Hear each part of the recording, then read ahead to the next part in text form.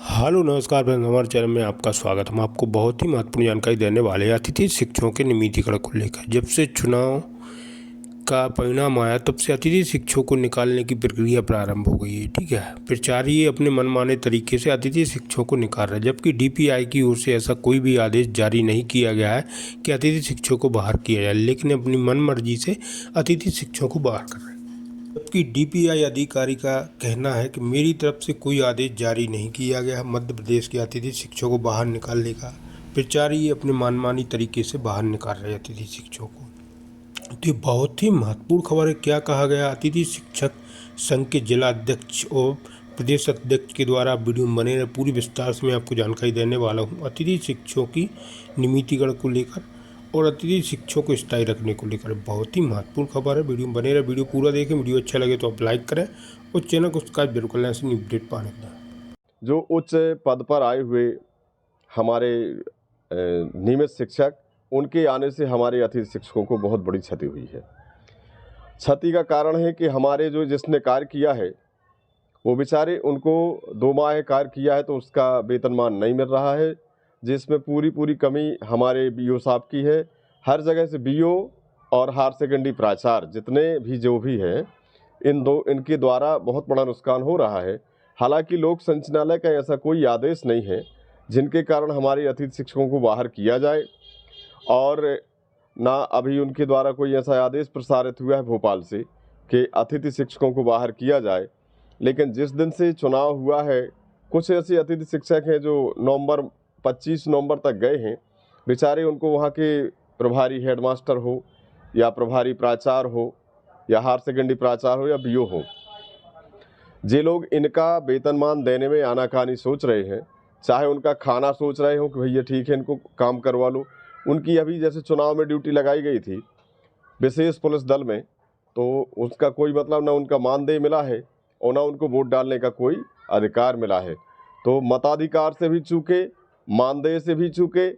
और मैं ऐसे बीओ जो भी बीओ ऐसे आदेश करे उनके खिलाफ में निश्चित रूप से कार्रवाई कराने के लिए अनुरोध करूंगा और मैं प्रशासन तक जाऊंगा और बिल्कुल किसी भी प्रकार का नहीं बख्शूंगा जब तक मेरे अतिथि शिक्षकों को न्याय नहीं मिलेगी। और मैं न्याय की पीड़ा जाकर के मुझे लोक संचालनालय तक जाने पड़े और मुझे कोर्ट तक जाने पड़े, मैं चला जाऊंगा, इसमें कोई शक नहीं है। पूर्व मुख्यमंत्री शिवराज सिंह द्वारा जो घोषणा की गई थी उसमें कितना पालन किया गया है? उसमें केवल वेतनमान उन्होंने कहा था कि जिनको 5,000 रुपये मिलते हैं उनको 10,000 दिए जाएंगे, जिनको 7,000 मिलते उनको 14,000, जिनको 9,000 मिलते थे उनको 18,000। वो बारे बिल अभी 2 माह के आ गए हैं और उन बहुत से विद्यालय में वेतन आ चुकी है। बिना लोक शिक्षण संचालनालय के आदेश के डीओ बीओ क्यों आदेश के शिक्षकों को बाहर कर रहे हैं बिना आदेश की? जे बहुत से जिले में ऐसे हैं, बहुत से ब्लॉक शिक्षक विकासखंड शिक्षा अधिकारी अपनी तानाशाही है, जे तानाशाही पसंद नहीं आई है। ये तानाशाही उन अस्थायी कर्मचारियों की करते हैं।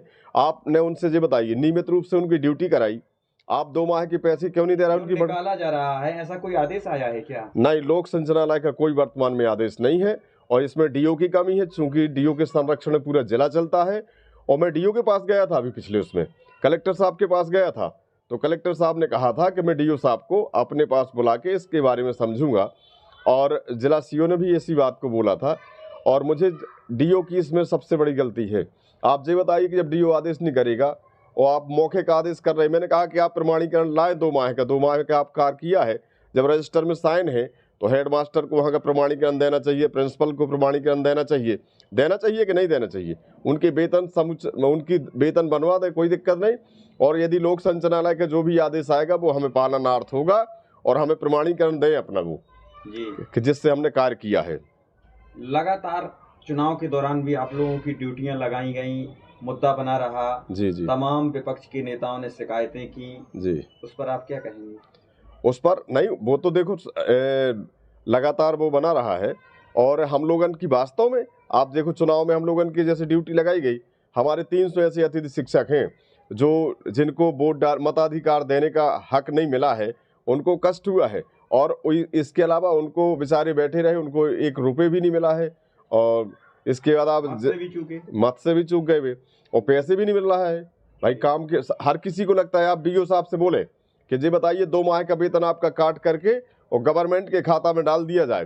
प्रिंसिपल से कहें कि 2 माह का वेतन काट के आपके गवर्नमेंट के खाता में डाल दिया जाए, अरे 5 रुपए नहीं छोड़ सकते जी लोग, 5 रुपए। इतने भ्रष्ट कर्मचारी समझ में नहीं आता है यार। बताओ गरीब आदमी का पैसे के लिए, उनका वेतन देने के लिए बिल्कुल वो कर रहे हैं। हम ऐसे कर्मचारी से, ऐसे बीओ साहब से ऐसी वो कर रहे हैं, हमको बिल्कुल पसंद नहीं आई बात। अब ये बताइए, नए मुख्यमंत्री से कितनी उम्मीद है आपको? अब माननीय मुख्यमंत्री जी देखो, पहले के मुख्यमंत्री जो हम सबके मामा थे, और हमें हर दिल में जैसा उनका निशान था कमल, हर दिल में कमल है। और माननीय मुख्यमंत्री से उम्मीद है कि नए मुख्यमंत्री आए हैं, नई ऊर्जा के साथ कार्य करेंगे। और ऐसा नहीं, पूर्णतः विश्वास है, वो तो उच्च शिक्षा मंत्री भी रहे हैं, तो इस बारे में समझाने की बात नहीं, उनको सारा ज्ञान है उसमें। और वे निश्चित रूप से हमारे पक्ष में 10-5 दिन में नया आदेश कुछ न कुछ करेंगे प्रसारित। शिवराज सिंह चौहान की सरकार थी, कितने संतुष्ट दिखाई दिए अब मुख्यमंत्री शिवराज सिंह चौहान के जाने से? क्या अतिथि शिक्षकों में बिल्कुल एक क्या है, उनके जाने का दुख है या कुछ? नहीं, मन में उनके जाने से देखो सरकार आई है, इतनी अच्छी सरकार आई कि उसमें कोई कमी नहीं छोड़ी गई। और खूब चिल्लाते रहे लोग बाग कि कांग्रेस का दौर है, लेकिन बीजेपी अपनी सरकार बना ले गई, और बना नहीं ले गई, नहीं अच्छी हैट्रिक मारी। तो अतिथि शिक्षक असंतुष्ट दिखाई दिए। नहीं, चुनाव के दौरान जरूर असंतुष्ट दिखाई दिए, लेकिन जिनने 18 साल रह करके हमारे साथ कार्य किया है साहब, वो जीवन में नहीं भुला सकते। और मध्य प्रदेश में ऐसा मुख्यमंत्री, हमारा दुर्भाग्य है ऐसे लोगों को खोना, और हमारे मध्य प्रदेश की बहनाओं को दुर्भाग्य है, और हम ऐसे मुख्यमंत्री को कभी जीवन में प्राप्त नहीं कर सकते। भाइयों के लिए क्या दिया अभी तक उनने?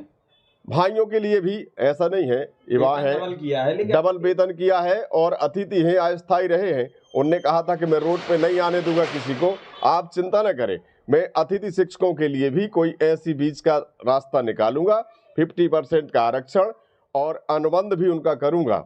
लेकिन ये तो आज अतिथि शिक्षकों का वेतन नहीं मिल रहा है, अतिथि शिक्षकों को निकाला जा रहा है, तो इसे क्या कहेंगे? रोड पे आना? कोई बात नहीं, हमारे नए मुख्यमंत्री जी हैं डॉक्टर मोहन जी, तो वो भी ऐसा ही नहीं है, सपनों के राजकुमार हैं वो भी। तो निश्चित है कि हमें भरोसा है कि युवा की पीड़ा को, अस्थायी कर्मचारी को नियमित करने का वो भी कार्य करेंगे। कोई अलग से पार्टी का तो है नहीं कि उनको समझाने की बात है, उनका मार्गदर्शन तो माननीय शिवराज सिंह चौहान ही करेंगे। मध्य प्रदेश में देखो कुछ भी रहे, देखो सीनियर लोगन की हमेशा वैल्यू रहती है। जे तो वो पारस से वो रत्न थे हमारे यहाँ के माननीय मुख्यमंत्री जी, कि हम भुला नहीं सकते जीवन में, हमारी बहनें भुला नहीं सकती है। ये बात चेहराओं की हर दिल में शिवराज सिंह हैं।